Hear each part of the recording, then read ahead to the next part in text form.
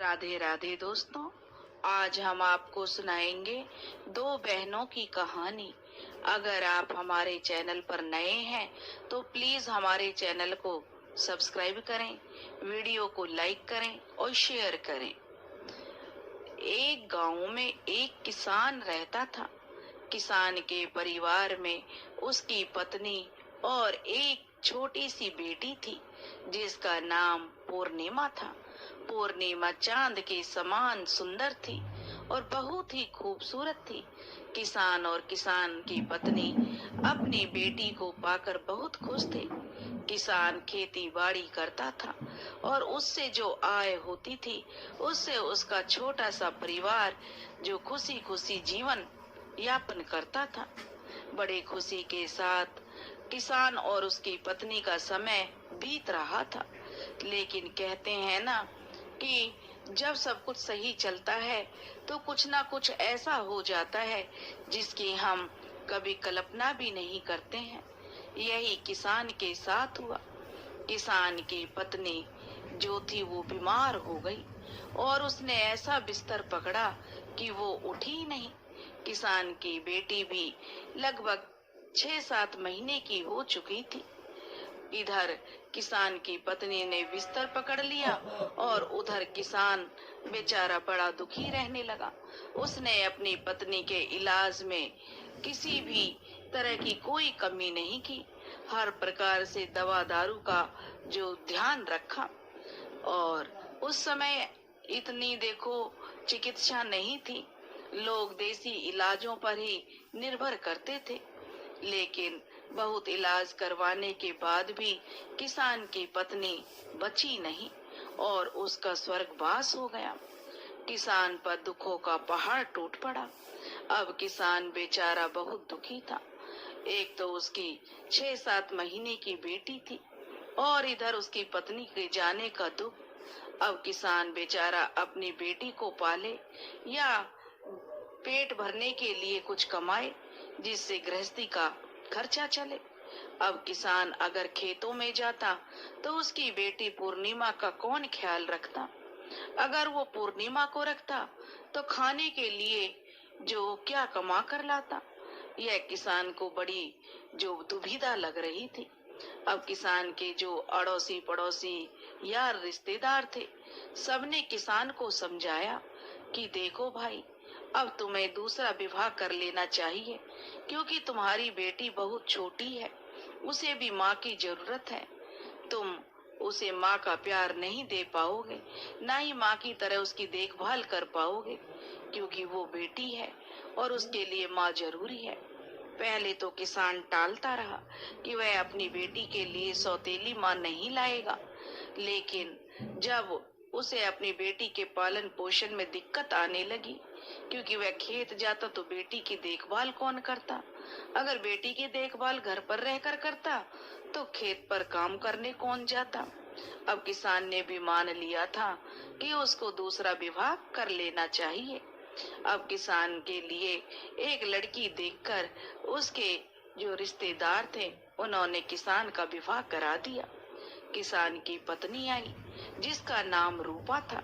रूपा किसान से उम्र में कम थी लेकिन वो गरीब घर से आई थी, इसलिए वो पूर्णिमा को भी प्यार करती थी।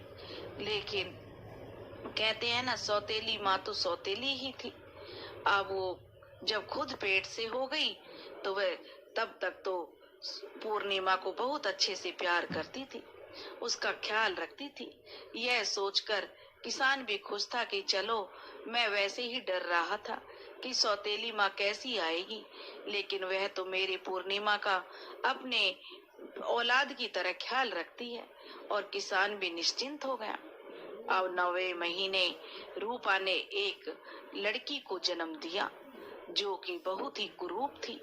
उसका नाम अमावस्या रखा गया क्योंकि बड़ी बेटी का नाम पूर्णिमा था तो उसका अमावस्या रख दिया। और वह जब उसकी माँ ने देखा कि पूर्णिमासी तो जो है बहुत ही सुंदर है और उसमें संस्कार भी बहुत अच्छे थे, और जो इधर पूर्णिमा की जो दूसरी बहन हुई उसका नाम अमावस्या रख दिया। अपनी बेटी के होते ही पता नहीं रूपा में क्या बदलाव आया। वह पूर्णिमा को बहुत ही नफरत करने लगी। अब उसे पूर्णिमा फूटी आंख भी नहीं सुहाती थी। अब वह छोटी सी पूर्णिमा धीरे धीरे बड़ी होने लगी। और कहते हैं कि जब बच्चा अभाव और बिना माँ बाप के पलता है, उनके प्यार के अभाव में, तो बच्चा जल्दी समझदार हो जाता है। इधर छोटी सी पूर्णिमा अब 1.5-2 साल की हो गई थी। वो चलने लगी थी और अपनी तोतली जवान में जो बातें करती थी, क्योंकि जो पूर्णिमा की माँ थी वह बहुत पूजा पाठ किया करती थी, इसलिए उसके संस्कारों की जो छवि पूर्णिमा पर दिखाई देती थी। वह छोटी थी तभी लोटा भरकर जल का ले जाती और शिवलिंग पर दिया करती थी। लेकिन जब तो सब सोचते कि बचपन है, और लेकिन उसकी माँ, सौतेली माँ जो रूपा थी, उसको पूर्णिमा का कोई भी काम नहीं सुहाता था। धीरे धीरे दोनों बच्चियां बड़ी हो रही थी। अब उसने, जो सौतेली माँ ने, दोबारा से पेट से हो गई। इस बार उसने एक बेटे को जन्म दिया। अब तो उसका पारा 7वें आसमान पर था। अब तो वह पूर्णिमा को बिल्कुल नहीं देखकर खुश होती थी। वह तो अपने बच्चों में खुश रहती थी। किसान भी यह बात समझता था। वह अपनी बेटी को प्यार करता तो पूर्णिमा की सौतेली माँ घर में कलेश करती थी, इसलिए किसान भी कुछ नहीं बोलता था। चुपचाप जो रूपा कहती थी उसी को सच मान लेता था। अब धीरे धीरे समय व्यतीत हुआ। दोनों लड़कियां बड़ी हो गईं। जिधर जो कहते हैं ना कि जो पूर्णिमा थी वह तो बहुत ही भगवान की पूजा पाठ, पूजा भक्ति करने वाली सुंदर सुशील लड़की थी। उसके उलट अमावस्या अपने नाम के ही अनुरूप जो एक तो कुरूप थी और दूसरा बड़ी नटखट थी। लेकिन कहते ना, माँ के लिए तो क्या कुरूप और क्या सुंदर, उसे तो अपनी औलाद ही प्यारी लगती है। लेकिन जो लड़का था जिसका नाम मोहन था, वह पूर्णिमा को बहुत प्रेम करता था। वह उसे अपनी सौतेली बहन नहीं समझता था। लेकिन अमावस्या और उसकी माँ दोनों पूर्णिमा को देखकर बिल्कुल भी खुश नहीं रहती थी। अब धीरे धीरे दोनों लड़कियां विवाह योग्य हो गई थी। विवाह के योग्य हो गईं और पूर्णिमा जो अड़ोस पड़ोस में सबकी चहेती थी, वह सबकी मदद किया करती थी। तो किसान ने कहा कि मैं पूर्णिमा का विवाह करना चाहता हूँ। तब किसान की पत्नी बोली, देखिए, लड़कियों की शादी तो बाद में कर लेंगे, पहले घर में बहू आ जाए तो ही ठीक है। क्योंकि लड़का भी जवान था और घर में उसने पहले अपने बेटे की शादी की। बेटे की शादी की, घर में बहू आ गई। बहू जो आई तो वह पूर्णिमा से बहुत ही खुश रहती थी। पूर्णिमा अपनी भाभी का पूरा ख्याल रखती, उसका काम बटाती और हर तरीके से उसकी मदद करती। उल्टा अमावस्या अपनी भाभी के किसी भी काम को हाथ नहीं लगाती थी, उल्टा भाभी पर रौब झाड़ती रहती थी, भाभी के काम में कमियां निकालती, जिससे भाभी का झुकाव पूर्णिमा की तरफ हो गया। वह अमावस्या को कम पसंद करती थी और यही जलन दोनों माँ बेटी को होती थी, के कारण पूर्णिमा को और ताने सहने पड़ते थे। अब दोनों लड़कियां शादी योग्य थीं। किसान ने एक दिन रूपा से कहा कि देखो, पूर्णिमा बड़ी है, चाहे उनमें 1-2 साल का ही अंतर था, अमावस्या और पूर्णिमा में, लेकिन घर में बहू आ गई है। अब दोनों बेटियों को जो अच्छे योग्य वर देखकर इनका विवाह कर देना चाहिए। लेकिन सौतेली माँ तो बिल्कुल भी नहीं चाहती थी कि पूर्णिमा किसी अच्छे घर में जाए। वो कहने लगी, जी देखिए, पूर्णिमा के लिए अगर आप बढ़िया घर देखेंगे तो कहाँ से इतना दान दहेज देंगे। हमारे कोई एक बेटी तो है नहीं, हमारे 2-2 बेटियां हैं। पूर्णिमा तो वैसे भी कम में निभा लेती है। एक काम कीजिए, पूर्णिमा के लिए कोई साधारण सा घर देख दीजिए। गरीब घर में जाएगी तो भी वो निभा लेगी और शादी में हमें ज्यादा खर्चा नहीं करना पड़ेगा। किसान ने अपनी पत्नी की बात मान ली और एक दूसरे गांव में एक गरीब घर में उसने पूर्णिमा का जो रिश्ता पक्का कर दिया। जब रिश्ता पक्का करके किसान घर आया तो उसने अपनी पत्नी को बता दिया कि उसने पूर्णिमा का रिश्ता तय कर दिया है। यह सुनकर जो रूपा बहुत खुश हुई। वह बोली, जी देखिए, मेरी एक बात और मान लीजिए, आप जो अमावस्या का रिश्ता किसी अच्छे घर में कर दीजिए, क्योंकि यह तो बहुत नटखट है, कम खर्च में ये खर्चा भी नहीं चला सकती, इसके लिए तो कोई अच्छा घर होना चाहिए। और एक काम कीजिए, एक ही दिन दोनों की शादी कर देंगे, दोनों की बारात एक दिन आएगी, तो हमारे बहुत सारे खर्चे बच जाएंगे। किसान को अपनी पत्नी की यह बात उचित लगी और उसने दूसरे गांव में, जिसमें उसने अपनी बड़ी बेटी पूर्णिमा का रिश्ता तय किया था, उसी में जाकर अपनी छोटी बेटी अमावस्या का रिश्ता एक सेठ के घर में कर दिया। सेठ के घर में तय करके वो घर आ गया।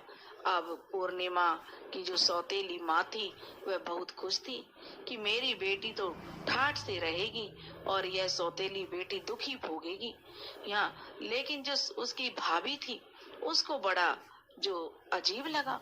वो कहने लगी, ये आपने सही नहीं किया। लेकिन सास के आगे उसकी कुछ चलती नहीं थी, इसलिए वो चुप हो गई, कर भी कुछ नहीं सकती थी। दोनों की बारात एक दिन आई। अमावस्या के लिए तो किसान और उसकी पत्नी ने जो भी उन पर बना अपनी हैसियत से ज्यादा दहेज दिया, लेकिन बेचारी पूर्णिमा को उन्होंने ऐसे ही विदा कर दिया। बिना माँ की बेटी वहाँ से विदा होकर अपने ससुराल आ गई। ससुराल में आकर पूर्णिमा ने अपने अच्छे व्यवहार से अपने ससुराल में सबका दिल जीत लिया। वो लोग गरीब जरूर थे, लेकिन दिल से पूर्णिमा को अपनाते थे। और पूर्णिमा अपने घर में बड़ों की इज्जत करती, सास ससुर का ध्यान रखती और अपने पति का पूरा ख्याल रखती, घर का पूरा काम करती। गरीब होने के बावजूद उसके घर में सुख शांति थी। वह दोनों समय पूजा पाठ करती, लेकिन कहते गरीब थे तो थोड़े में भी गुजारा कर लेती थी। उधर जो अमावस्या थी, वो सेठ के घर में ब्याही थी। उसके तो ठाठ ही अलग थे। वो तो उसके घर में नौकर चाकर लगे हुए थे, लेकिन वह फिर भी पूर्णिमा से जलती थी। एक दिन अमावस्या ने अपने घर पर कीर्तन रखा और सब गांव के में जो बुलावा दिया, लेकिन पूर्णिमा को उसने नहीं बुलाया। पूर्णिमा की पड़ोसन उस कीर्तन में जाने लगी तो वह पूर्णिमा से बोली, पूर्णिमा बहन, तुम भी चलो, तुम्हारी बहन के यहाँ कीर्तन है। तो पूर्णिमा बोली, देखिए, मेरी बहन ने मुझे बुलावा नहीं दिया है, तो बिना बुलावा के मैं उसके कीर्तन में कैसे जा सकती हूँ। पड़ोसन कहने लगी, देखो पूर्णिमा बहन, कीर्तन में जाने के लिए बुलावे की जरूरत नहीं होती है। वहाँ तो पूजा पाठ होता है, भगवान को याद किया जाता है, भगवान की पूजा अर्चना की जाती है, भजन कीर्तन होता है। जितने ज्यादा से ज्यादा उसमें शामिल हुआ जाए, उतना ही पुण्य प्राप्त होता है। धार्मिक विचारों की तो थी ही पूर्णिमा।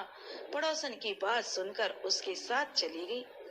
जब वह अपनी बहन के घर पहुंची तो पूर्णिमा को देखते ही उसकी बहन अमावस्या उस पर बिफर पड़ी। कहने लगी, मैंने तुझे बुलाया नहीं, फिर भी तू मेरे घर चली आई। वह कहने लगी, मैं तो पूजा पाठ की वजह से तुम्हारे घर आ गई हूँ। वह कहने लगी, तो अच्छा ठीक है, अगर तुम मेरे घर आ गई हो तो चुपचाप एक कोने में बैठ जाओ, किसी से कुछ नहीं कहना। वो बेचारी चुपचाप एक कोने में बैठ गई। भजन कीर्तन हुआ, क्योंकि पूर्णिमा तो धार्मिक विचारों की थी, भगवान को बहुत मानती थी, भोलेनाथ की पुजारन थी, तो वह भी भगवान की भक्ति में खो गई। लेकिन जब पूजा खत्म हुई तो प्रसाद का वितरण हुआ। अमावस्या ने सबको प्रसाद दिया। पूर्णिमा ने प्रसाद मांगा तो अमावस्या ने पूर्णिमा को प्रसाद नहीं दिया और उसका बहुत अपमान किया। कहने लगी, बिना बुलाए आ गई, बिना बुलाए कौन आता है, कितनी ढीठ है कि हम लोग बुलाते नहीं है तब भी मेरे घर आ गई। अपमान का घूंट पीकर बेचारी पूर्णिमा अपने घर आ गई। लेकिन आज उसको अपनी बहन, छोटी बहन अमावस्या की बातें सूल की तरह चुभ रही थी। वह घर आकर खूब रोई। उसने खाना बनाया, अपने बच्चों और पति और सास ससुर को खिलाया। उसका मन आज बहुत दुखी था।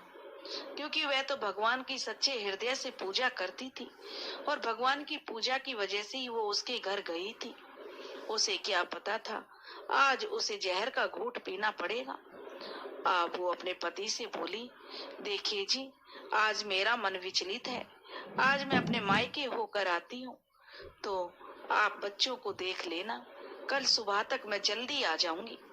खाना बनाकर बच्चों को खिला पिलाकर अपने सास ससुर और पति से आज्ञा लेकर पूर्णिमा अपने मायके की तरफ चल दी, क्योंकि जो भाभी थी वो अपनी पूर्णिमा की बहुत ही जो मदद करती थी, उसे बहुत पसंद करती थी।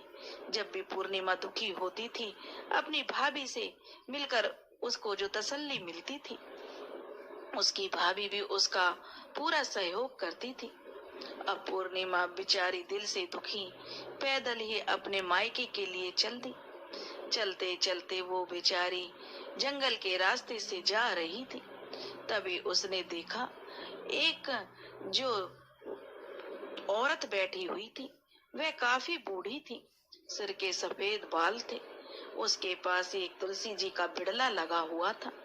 वह औरत उससे कहने लगी, अरे बेटी, मैं बहुत बूढ़ी हूँ, मैं बहुत लाचार हूँ, क्या तुम मेरे ये बाल खुल गए हैं, इनको थोड़ा बांध दोगी, इनसे मुझे बड़ी गर्मी लग रही है।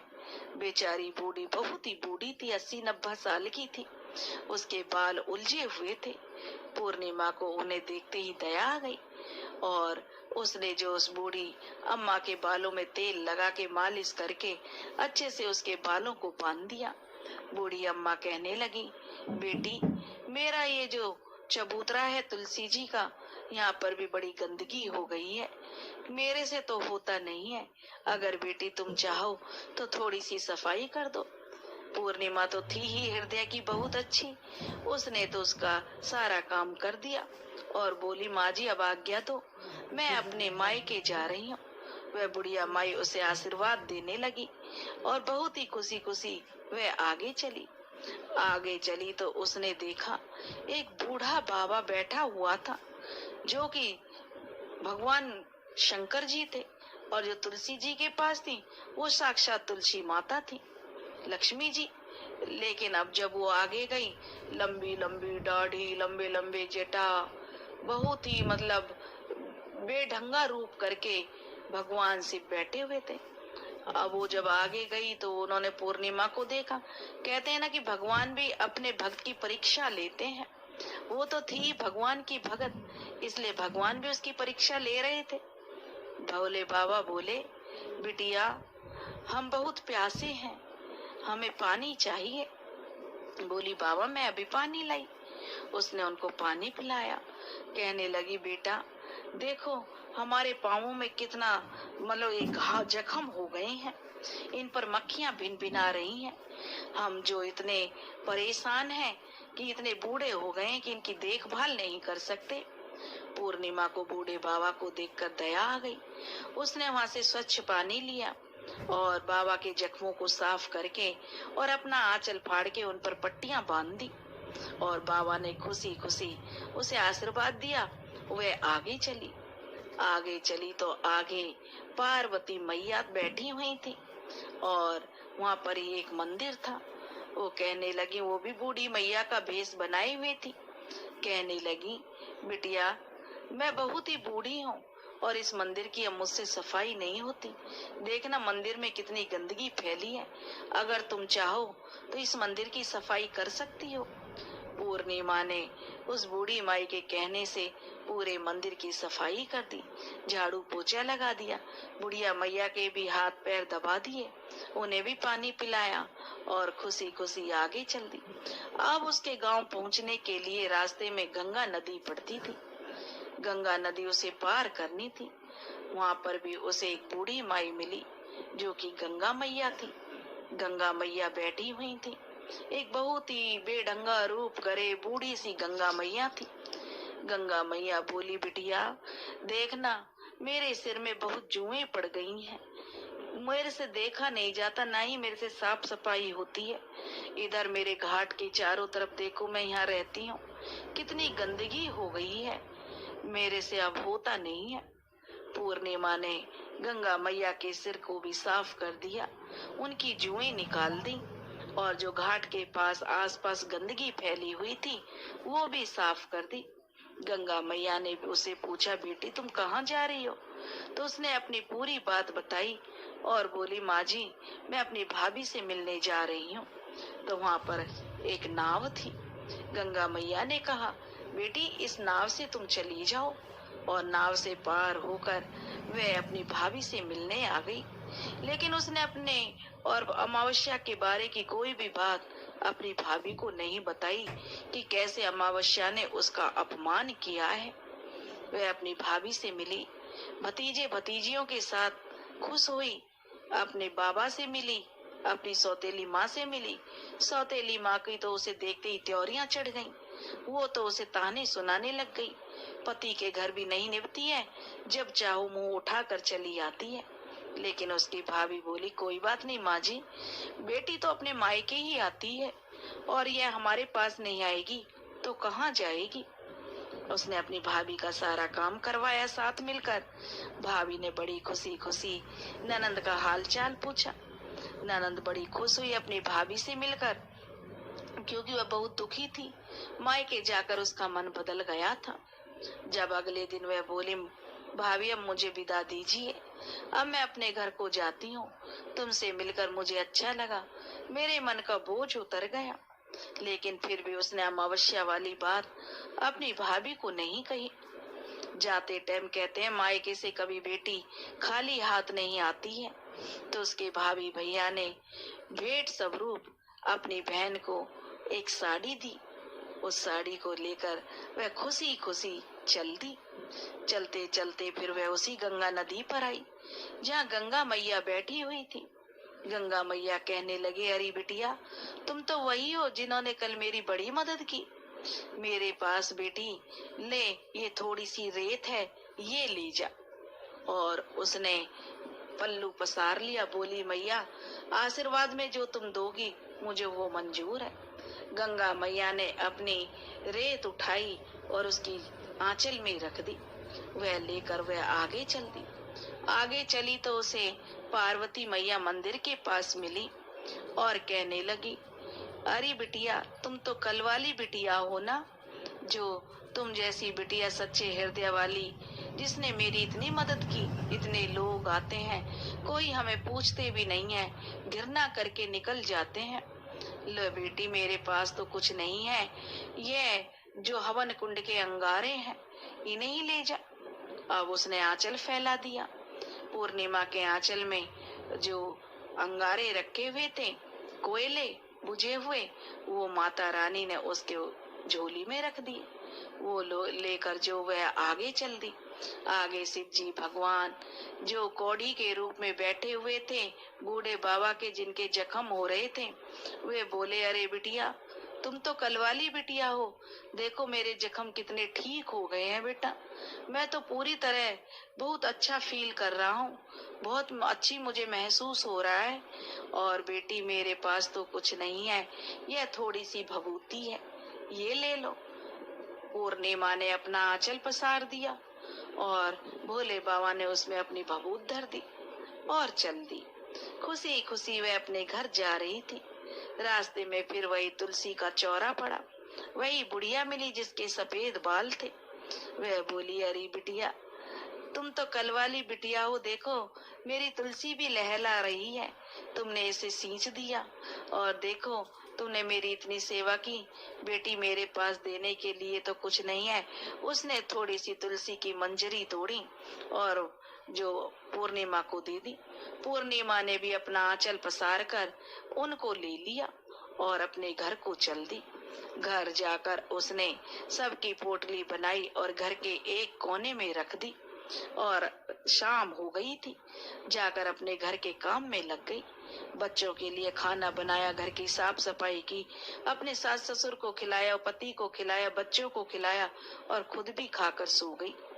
सुबह जब पूर्णिमा उठी तो क्या देखती है कि उसके घर में जब झाड़ू लगाने चली सुबह सुबह उठ के, तो उसका घर का कोना तो जो चमक रहा है, हीरे मोती तरह तरह के कीमती आभूषणों से चमक रहा है, हीरे मोतियों की चमक चमचम कर रही है। उसका पति बोला, अरे पूर्णिमा, यह सब क्या है? तुम तो कल मायके गई थी, ये सब क्या चमत्कार कर लाई हो? कहीं से चोरी की है, डकैती डाली है, क्या बात है? पूर्णिमा कहने लगी, देखिए जी, ना तो मैंने कहीं चोरी की, ना ही कोई डकैती डाली। यह सब तो भगवान ने खुश होकर मुझे दिया है। और उसने कल जब वह दुखी थी, यह बात उसने अपने पति को भी नहीं बताई थी कि उसकी बहन अमावस्या ने उसका कितना अपमान किया था। वहां से लेकर उसने अपने मायके तक की, जब वो गई रास्ते में कौन कौन मिले, सारी बात अपने पति को बता दी। तो उसके पति ने भी हाथ जोड़ लिए और पूर्णिमा ने भी, कि वो तो साक्षात भगवान के दर्शन करके आई है। पूर्णिमा, तू सच्चे हृदय की सच्ची औरत है। तू दुख सुख सबका जानती है, सबके दुख में दुखी होती है। भगवान ने तुझसे प्रसन्न होकर ही तेरे दुखों का अंत कर दिया है। अब तो पूर्णिमा के तो दिन ही बदल गए। जिसके दिन भगवान बदले भला कौन है उसे रोकने वाला? पूर्णिमा के दिन बदल गए, तो पूर्णिमा के तो ठाठ हो गए। पूर्णिमा के घर में किसी चीज की कमी नहीं रही। जहाँ कच्चा सा छप्पर झोपड़ी पड़े हुए थे, वहाँ अच्छा मकान बन गया। अब तो पूर्णिमा की तो सारे गांव में वाहवाही हो गई कि पता नहीं ऐसा क्या चमत्कार हुआ है जो पूर्णिमा के घर इतना कुछ धन दौलत भर गई। अब जब ऐसा कोई काम होता है तो आसपास के गांवों तक भी चर्चा फैल जाती है। यही चर्चा अमावस्या तक भी पहुंची। अमावस्या को सुनकर बड़ा दुख हुआ। वह दौड़ी दौड़ी पूर्णिमा के घर आई और बोली, पूर्णिमा, सच सच बता, तू इतनी अमीर कैसे हो गई? तुझे तो गरीब रहना था। देख, तू मुझसे ज्यादा अमीर नहीं हो सकती। उसकी तो घमंड भरी बातें थी। वह कहने लगी, बहन अमावस्या, तुम कौन हो मुझे गरीब अमीर करने वाली? भगवान जिसको देता है छप्पड़ फाड़ के देता है। भगवान की मर्जी के बिना तो कोई पत्ता तक नहीं हिलता। फिर ये तो भगवान की देन है और मेरी किस्मत है कि भगवान ने मेरी किस्मत सुधार दी। वह कहने लगी, सच सच बता, नहीं तो मैं राजा से जाकर शिकायत करूंगी।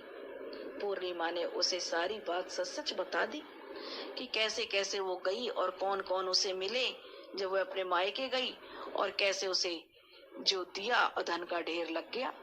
अपनी कहानी बताई। अब वह बोली, तो ठीक है, मैं भी पीहर जाऊंगी। बोली, तू मेरा अपमान कर। वह बोली, मैंने तो आज तक किसी का अपमान नहीं किया। वह अपने घर गई, अपने पति से कहने लगी, देखो जी, तुम मुझसे लड़ाई करो और मुझे मारो। अब जो वह कहने लगा, रे अमावस्या, तुम क्या कह रही हो? नहीं जी, मुझे मारो। उसके पति ने उसमें 2-4 चांटे धर दिए। वो रूस मटक के अपने मायके के घर चल दी। चलते चलते उसे भी वो तुलसी मैया के पास बूढ़ी औरत मिली। वह बोली, अरे बेटी, कौन जा रही है? जरा देख, मेरे बाल कितने उलझे हुए हैं। देख, मेरा तुलसी जी का जो बिड़ला है सूख रहा है, जरा इसे सींच दे। अब अमावस्या तो ठहरी घमंडी औरत। वह किसकी सुनने वाली थी? वह कहने लगी, अरे मेरे पास फालतू के कामों के लिए समय नहीं है, और चल दी। आगे फिर वही कौड़ी के रूप में भगवान शिव मिले। भगवान शिव कहने लगे, अरे बेटी, मेरे जख्मों पे देख, बड़ी मक्खियां बैठ रही हैं, जरा इनको उड़ा दे। वे नाक मुंह सिकोड़ते हुए बोली, अरे बाबा, परेकू रहे, इतनी घिन आ रही है, मेरे को देख नहीं रहा है? इतने जख्म तुझे हो रहे हैं, दूर रह, मेरे से इन्फेक्शन फैल जाएगा। वह उसे भी इग्नोर मार के चल दी। आगे पार्वती मैया मिली। बोली, बेटी, मेरे सिर में जूं पड़ गई हैं, देख दे और मेरे मंदिर की सफाई कर दे। वह बोली, मैं फालतू काम नहीं करती किसी के, मुझे देर हो रही है घर जाने के लिए। उसने उनका भी नहीं किया। अब आगे गई तो सामने उन्हें गंगा मैया मिली। गंगा मैया ने भी कहा, बेटी, मेरे घाट की सफाई कर दे, मेरा सिर देख दे। उसने कहा, देख बुढ़िया, मुझे समय नहीं है, मैं किसी अच्छे काम के लिए जा रही हूँ, मुझे टोको मत ना। और वह गंगा जी पार करके अपने पियर पहुंच गई। ना भाभी से मिली, ना कुछ, जाके माँ के पास बैठ गई और लगी पूर्णिमा की चुगलियां करने। माँ, पूर्णिमा आई थी, भाभी ने उसे बहुत कुछ दे दिया घर से, इतना भर के दिया है, उसके तो दिन ही बदल गए। पूर्णिमा ने अपनी माँ और उसकी भाभी की लड़ाई करवा दी घर में। वह कहने लगी, माँ जी मैंने तो एक साड़ी के अलावा पूर्णिमा को कुछ नहीं दिया, लेकिन बेटी के सिकाए में आकर रूपा ने अपनी बहू के साथ काफी झगड़ा किया। वह कहने लगी, हम क्या दे सकते हैं, है? वो तो उसकी किस्मत है, उसके कर्म है, वो अच्छे कर्म करती है, इसलिए भगवान ने उसकी सुनी है। लेकिन उसको कहाँ चैन पड़ता था अमावस्या को, उसने खूब झगड़ा कराया। जब वह विदा होने लगी तो कहने लगी, भाभी मुझे साड़ी तो दे दो। वह कहने लगी, दीदी तुम्हारे लायक मेरे पास कोई साड़ी नहीं है, तुम्हें मैं क्या साड़ी दूंगी, कल से आई है जब से तो तुमने जो मेरे घर में झगड़ा करवा रखा है। अमावस्या की माँ ने उसे कई कई साड़ियां दी, क्योंकि माँ थी उसकी तो, और बोली, बेटी तुझे जो जरूरत हो तो मुझसे कह, क्यों इससे कह रही है, ये तो पूर्णिमा को ही देगी, इसे अपनी ननंद नहीं लगती, इसे तो वही ननंद लगती है। तरह तरह के ताने जो अपनी भाभी को सुनाकर वहां से चल दी। चलते चलते गंगा मैया से बोली, अरे बेटी ले मेरे पास थोड़ी सी रेत है, ले जा। वह बोली, हाँ रेत ही देगी। तभी उसे याद आया कि हाँ पूर्णिमा को भी रेत दी। उसने अपनी झोली में रेत ले ली, चल दी आगे गई तो फिर वहां पार्वती मैया मिली। पार्वती मैया बोली, बेटी ले मेरे पास तो ये अंगारे, ले जाओ। बोली, तुमने मेरी बहन को भी तो दिए, अब तो तू भी ले जा। उसे दे दिए। अब भोले बाबा का जो भयानक रूप हुआ पड़ा कतई कोढ़ी का, उसके पास जाते उसे घिन तो आ रही, कहने लगी, रहने बाबा तू तो दूर ही रह, तुझसे न चाहिए मुझे कुछ भी। और वहां से चल दी। आगे तुलसी जी का बिड़ला पड़ा, बुढ़िया माई पड़ी, बोली, मैया तू दे दे मुझे। उन्होंने भी तुलसी जी के जो सींच के जो मंजरी दे दी, ले बेटी तू भी ले जा। गई जाके झोली बना के जो अपने घर में रख दी। सांझ को खाना वाना बनाया उसी की तरह। अब सुबह उठी, झाड़ू लगाने चली तो देखने लगी उस कोने में तो कीड़े मकोड़े बिच्छू जिंजड़े पड़े हैं, बहुत सारे कीड़े, और बाकी जो एकदम से घर में आग लग गई। अब तो सारा घर जल के राख हो गया।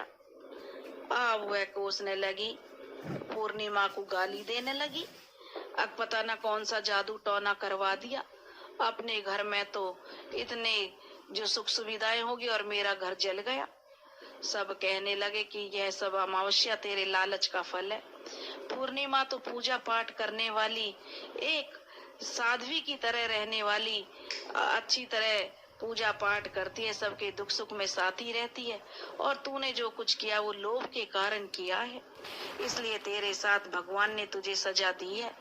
अब तू इससे सबक ले, ताकि आने वाले टाइम में तू अच्छी बन और पूर्णिमा जैसा व्यवहार कर, तो तेरे भी दिन सुधर जाएंगे। लालच करना बुरी बात है, तूने जो भी किया, तेरे घर में इतना माल भंडार भरे हुए हैं, फिर भी तुझे जो लालच की पड़ी हुई थी, और वो बेचारी गरीब नहीं थी, वह सबके दुख सुख में साथी होती है, तो इसलिए भगवान ने उसकी सुन ली। हे प्रभु, जैसे पूर्णिमा को आए वैसे सबको आना, जैसे अमावस्या को आए ऐसे किसी को मत आना। कहने वाले और सुनने वालों की सबकी मनोकामना पूरी करना। दोस्तों, अगर आपको कहानी पसंद आई हो तो प्लीज हमारे चैनल को सब्सक्राइब करें, वीडियो को लाइक करें और शेयर करें। राधे राधे।